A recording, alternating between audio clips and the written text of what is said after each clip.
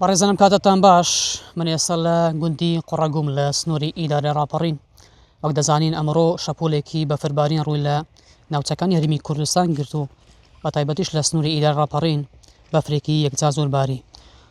من ئێستا لە گوندی قوڕەگوم بەشێک لە هاوڵاتیان لە گوندنشینانی قوڕەگوو لێرە ئاگرێکیان کردبووەوە باسییان لەو کرد کە لەگەڵ ئەم بەفربارینە کارەبای گوندەکەش نەماوە. ئەنجا من دەمێ قسە لەگەڵ خۆیان دەکەم زانم هەم لەسەر بەفرەکە هەم لەسەر نەبوونی کارەباکە. کاخاڵی سڵاو لێ بێتم کاتت باش. سەرەتا باڵەوە دەست پێکەین بزانین دڵتان تاچان خۆشە لەسەر ئەم بەفربارینی دوای چەند ساڵێک کە بەفر نەباریوە بۆ یەکەم جاریتر لە سنووری ئیدارە ڕاپەڕین بەفر گەیشتە ناو سەنتەری شار.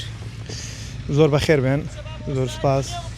وڵا تەمان ئێمە خۆشحاڵین، سپاس بۆ خوای گەورە کە لەم ڕەحمەتەی خۆی بێبەشی نەکردین. تقریبەن لە 2022 نەباریوە، بەفر نەباریوە. باریوە ناو بەناو لە شاخەکان باریوە، بەڵام بەو دەرەجەیە نایە هاتۆتە ناو سەنتەری شارەکان و ناو گوندەکەمان بە ڕێژەیەکی زۆر ئەلحەمدولیلا جێگەی خۆشحاڵیە، زۆر خۆشحاڵین، سپاس بەخوا. لە ئێوارێەوە نزیکەی لە 4.5 بەملاوە کارەبامان نەماوە ناوەڵە.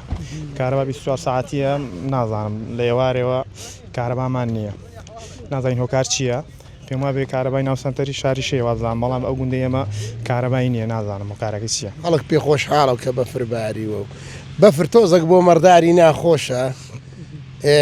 ئێستاش ئەو گوندە وەک جاران وەک پێویستمەڕ و ماڵاتی نەماوە، ئەوەی هەشی بێت شوێنی هەیە و دای کردووە و شوێنی کاو شتوای دەداتێت فاق شتوای دەداتێەوە. بەڵێ ئەوەی جێبێستی بوونەوە قسەی ئەم هاوڵاتیانەمە گوندنیشانەمە لە گوندی قوڕەگوێ. هەڵبەتە لە سنووری ئیدارە ڕاپەڕین لەگەڵم شەپۆلە بەفربارینە لە چەند شوێنێک لە چەند ڕێگاوبانەکان ئاستەنگی هاتوچوو بۆ شۆفێران دروست بووە لە هەم لە زیینی وەرتێ لە مەرجی کێرێ لەوڵە لە جادەی چوار قوڕنە بوو دووکان کە دەبەستێتەوە بە کوێ و هەولێر و هەموو ئەم شوێنانە کە دۆڵی خۆشناوەتی هەمە ڕێگەبانە گیراون لەبەر بەفر.